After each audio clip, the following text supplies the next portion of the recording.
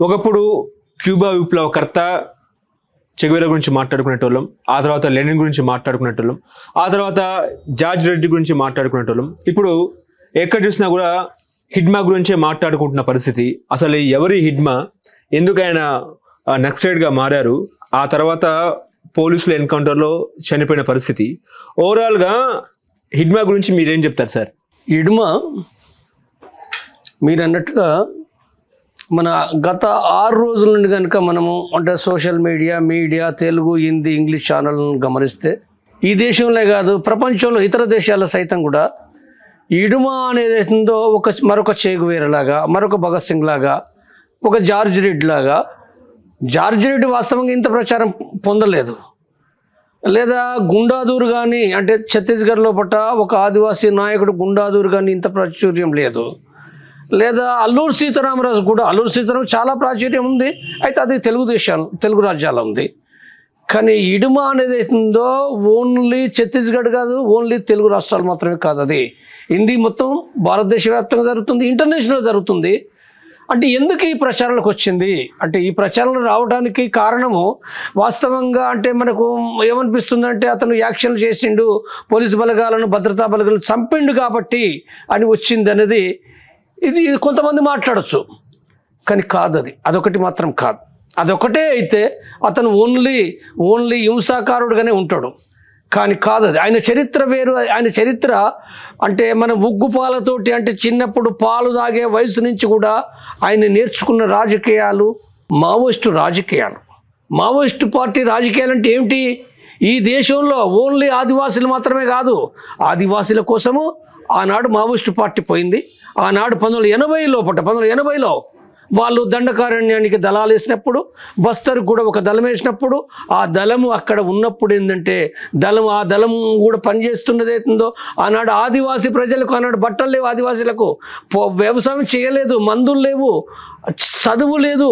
అలాంటి పరిస్థితి లోపల మావోయిస్టు పార్టీ ఆదివాసీ లోపల వాళ్ళ జీవితం అయిపోయి అక్కడ ఆదివాసీ ప్రజల కోసం పాటుపడిన చరిత్ర, గొప్ప చరిత్ర.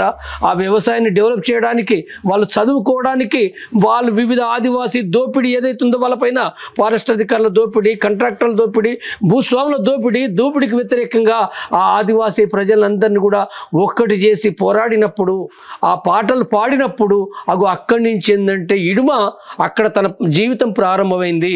అంటే 1980లో కూడా దళం ప్రారంభించినప్పుడు అక్కడికి పోయినప్పుడు అక్కడ హిడ్మా వయసు ఎంత అంటే 5 సంవత్సరాలు మాత్రమే. 76 లోపల ఆయన అక్కడ పుట్టిండు. 1976 లోపల ఆయన జీవితం అది. అంటే ఒక చిన్న పిల్లల వయసు లోపల 5 సంవత్సరాల వాళ్ళు దండకారణ లోపల ఎక్కడైతే మావోయిస్టు పార్టీ దళం ఉంటుందో, దళం ఉన్నప్పుడు ఊళ్ళో పోతుంది, పొద్దున ఉంటుంది, రాత్రి ఉంటుంది, అక్కడ వాళ్ళతో పాటుగా ఆడుతుంది, పాడుతుంది, తింటుంది, ఉంటుంది. కాబట్టి వాళ్ళ జీవితంలో పని వేసుకున్నది కాబట్టి సహజంగానే దండకారణ లోపట లేదా వీళ్ళ గ్రామం పువ్వార మొత్తంగా కూడా ఏంటంటే మొదటి నుంచి ఇప్పటి వరకు కూడా అది ఒక మావోయిస్టు గ్రామంగా ఉన్నది. మావోయిస్టు గ్రామంగా అక్కడి నుంచి కనీసం 70-80 మంది పైగా అక్కడి నుంచి ఏంటంటే పార్టీలకు రిక్రూట్ అయినరు, పార్టీ కమాండర్లు అయినరు, రాష్ట్ర కమిటీ మెంబర్లు అయినరు, సీసీ మెంబర్. హిడ్మా అనేది కూడా ఒక రాష్ట్ర సీసీ మెంబరు. కాబట్టి ఆ గ్రామం మొత్తం చుట్టుపక్కల గ్రామాలవే జనతన సర్కార్లు ఏర్పడ్డాయి. సంఘమే కాదు, సంఘాల నుంచి అంటే రైతు కూలి సంఘము, లేదా మహిళా సంఘము, బాలల సంఘము, అక్కడి నుంచి ఏంటంటే జనతన సర్కార్ అనేది ఏర్పడింది. ఆ సర్కార్ అనేది అక్కడ అనేకమైన అభివృద్ధి కార్యక్రమాలు చేసింది. కాబట్టి ఈ నేపథ్యం నుంచి 1980 నుంచి ఆయన ఉగ్గుపాలతోటి ఏంటంటే ఆ రాజకీయాలు నేర్చుకున్నాడు, ఆ సంఘంలో పనిచేసిండు.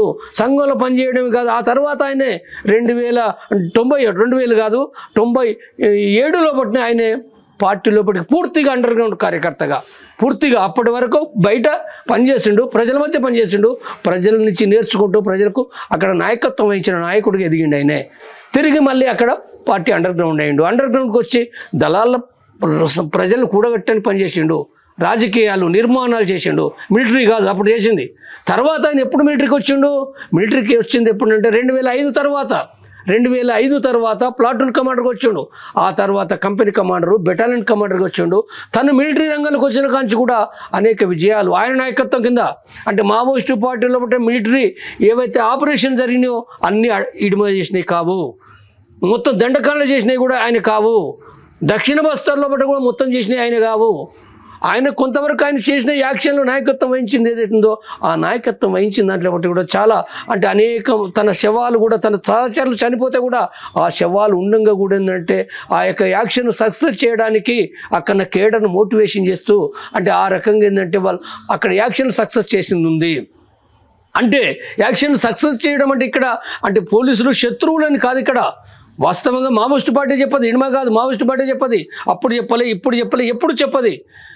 పోలీసులు కూడా పేద వర్గాల నుంచే వచ్చారు, రైతుల బిడ్డలే, వాళ్ళు పేద వర్గాల బిడ్డలే. కానీ ఒక యుద్ధం ఏదైతుందో ఎవరికి జరుగుతుంది యుద్ధము వాళ్ళు చెప్తున్న దాని ప్రకారంగా నా విధానం వేరే, అది పక్క పెడతాం. ఇప్పుడు ఇవాళ నేను దాన్ని బయటకు వచ్చిన కానీ మావోయిస్టు పార్టీ విధానం ఏదైతుందో అంటే ఇక్కడ దోపిడీ వర్గ వ్యవస్థ ఏదైతుందో, భూస్వామ్య వ్యవస్థ, పెట్టుబడిదారు వ్యవస్థ ఏదైతుందో ఇది దీన్ని కూల్చాలి.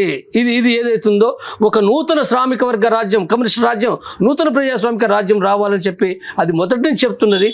దానిలో భాగంగా వాళ్ళు యుద్ధం చేస్తుండ్రు. కాబట్టి పోలీసులు ప్రభుత్వ ఉద్యోగాల కోసం వాళ్ళు వస్తున్నారు, వాళ్ళు పేదోళ్ళ బిడ్డలైనప్పటికీ అనివార్యంగా వాళ్ళు మమ్మల్ని చంపడానికి వస్తున్నప్పుడు మా రక్షణ కోసం మేము చేస్తున్నాం అనేది కదా వాళ్ళ విధానం.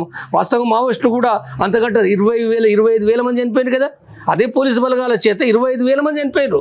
మొత్తం భారతదేశ వ్యాప్తంగా మామూలు కాదు అది. అనేక మంది చనిపోయారు, పిల్లలు చనిపోయారు, పెద్దోళ్ళు చనిపోయారు, అనేక మంది చనిపోయారు, పట్టుబడి ఎన్కౌంటర్ గురైనరు. కాబట్టి చూసినప్పుడు ఏంటంటే ఈ యుద్ధం అనేది అవుతుందో ఇక్కడ మనం ఆ యుద్ధం ఎందుకు జరుగుతుంది, ఎట్లా జరుగుతుంది అనేది మరొక సబ్జెక్ట్ మాట్లాడుకోవచ్చు.